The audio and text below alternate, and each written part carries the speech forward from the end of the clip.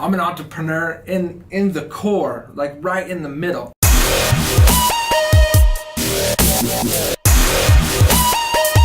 What's up, everybody? Hope you guys are doing awesome. I haven't made a video in the last couple weeks because I've been super sick. So this is actually got two things in the video. One, we've reached 225 subscribers approximately, which is super awesome. Thank you guys for following and going about the journey with me. It's super awesome that you guys are doing that.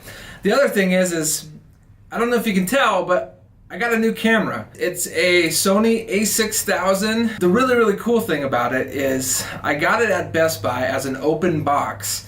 And what that means is someone had purchased it, returned it, but the box was open. There was a slight scratch on the back panel, which means they had to sell it at a reduced price. Lucky for me, normally a $700 camera, I got it for $300. Which made me really happy. Because my other camera was just not doing exactly what I needed it to be. This one is incredible. There's tons and tons of fun videos that I've been making.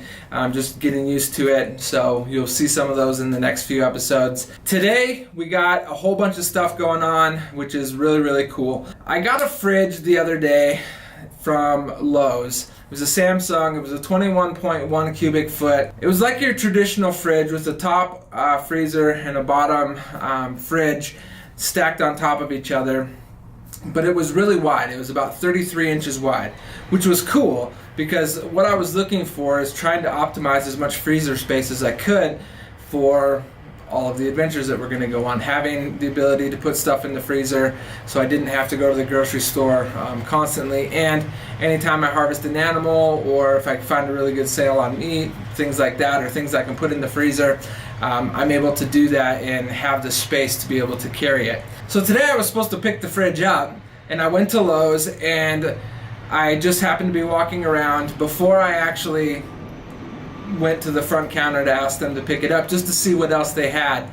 And there was a Frigidaire fridge, normally I think it was $1,800, that had like a scratch on the side of it.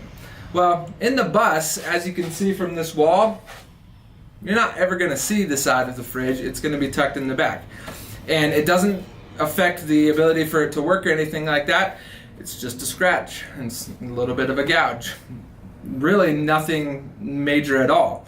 Well, I happened to negotiate the price down to $700, and walked out of Lowe's today with a $1,800 fridge for $700. So anyone who's building a bus, a couple of lessons to learn that you could learn just by not just pulling the trigger right away on some of the things that you want in the bus. The electrical panel that I bought, $32 on clearance at Lowe's. The fridge that originally I got one on sale. It was $850. I found this one today. I returned the $850 one that I got on sale. Got one that was about twice as expensive, or getting close to twice as expensive, for $150 less on clearance, which was amazing, and it's exactly what I wanted. It's 25 and a half approximately cubic feet, more freezer space, more fridge space. It's amazing. So I'm super pumped about that. We're gonna go and unload the wood in the bus right now that I picked up so that we can really get our build on tomorrow. But I'm going to go and actually finalize the plan that I want for the bus. I've gone through several different iterations of it, and as I started thinking more and more about how exactly things need to be orientated, I realized that I needed to make some adjustments, or I wanted to make some adjustments to exactly how the bus was laid out. Part of what the adjustment is going to be is, I know going into the near future, once the bus is done, I'm going to be doing a lot of vlogging and a lot of things that I had done in the past. As some of you might know, I spent 6 months in Australia last year as an advocate for entrepreneurs working for the Australian government. And I traveled around the country and I gave talks and presentations to crowds of people, did workshops, gave one-on-one type of office hours, and really helped people figure out how do you build businesses? Like, there's a whole process, and I would go in to businesses that were established, that were struggling. I would go into new entrepreneurs and talk to them about what they were trying to accomplish, help them figure out exactly what their roadmap was going to be, and then we would put together a strong plan to figure out, is the company viable, how to make it viable, and the process that you need to do to make that happen. Well, that's something I'm going to be doing again here in the future. Once the bus is done and once we're out traveling as a part of the nomad type of income that I'm going to be making, along with some of the other projects that I'm working on. I'm working on a project right now called Square Porch. It's just squareporch.com, and basically what that is it's anyone who has a bus or has an RV or is living in the van life type of community or just loves to camp. It's going to bring together all the campsites from all around the world, aggregated into one place, telling you what kind of hookups there are, what kind of vehicles they allow, do they allow dogs, give you pictures of each one of the places as we build it. It's going to be a user-generated, user-filtered, user kind of driven community for anyone who loves camping or is doing a bus life, van life, RV type of living, or camping or any of that kind of stuff. Really, really fun project. It's something that I've been thinking about for quite a while, and it's especially important for me because now as we get ready to go forward into the next generation of what I'm doing as a professional, being able to travel around and know exactly where I can stay, how much it's going to cost, those kinds of things really, really is important. And there are some places that don't take buses, there's some places that don't take vans, and it will just be a really useful tool for me to be able to filter out all the things that I know that I don't fit into and still find all the places that would accommodate the bus. I also have toured.com, which is going to be where my actual blog is. It'll be a hybrid between a blog and a vlog with different things around the adventures that I take, the places that I go, places that I visit, the pictures that we do, the videos that we do, all that kind of stuff. And it's focused specifically on the fun. So I'm really, really excited to do that. And then Yak Outdoors, which is our outdoor gear company that we're getting ready to launch next year, is kind of the reason that this bus is super, super important to me and why I want it to be exactly how I want it to be. It's in some ways going to be a showpiece, right? So I'm going to be traveling around, talking about the outdoors, doing adventure, sharing our philosophy with what we're trying to build with our gear company, and why what we have is a really, really amazing product for people who are in the backpacking community or who are even just in the traveling community, and why the stuff that we are putting together is unique and different, and all those kinds of things. So there's a lot of different projects going on all at the same time. The bus is kind of the central portion of it. And as I said in my very first video, I've started 11 companies. I've been an entrepreneur for nearly just over 19 years now, actually. So I'm just about to turn 39 here in August, which sounds crazy, but I've been an entrepreneur for 19 years, and I've traveled around the world. I've done a lot of fun stuff, but I've started 11 companies. Some of them have been successes, some of them have been failures, some of them have been just projects, experiments, things where I could learn and build and grow and figure out how to utilize a certain service and how it would work in kind of a greater plan that we were going to be doing next. There's a lot of staging that goes into being a technology entrepreneur, which is perfectly fine. It's something that I love. The one thing about what we're doing now is I used to be able to go and raise, $100,000 or $500,000 in order to start a company.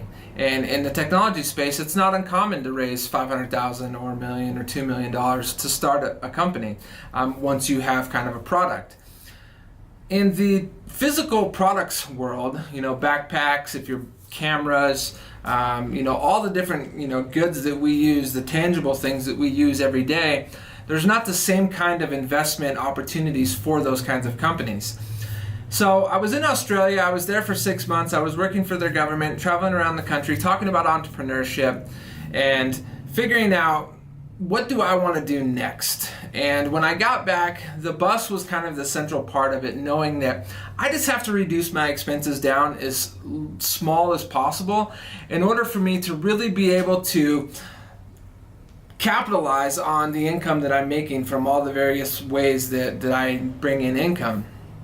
And what that meant was the bus represented a way to have complete anonymity, just complete freedom of most expenses, because once the bus is done, my monthly expenses are like $400. So all the money that we make from these different projects goes directly to building this new company. That's the way I always have built businesses up until about 2012.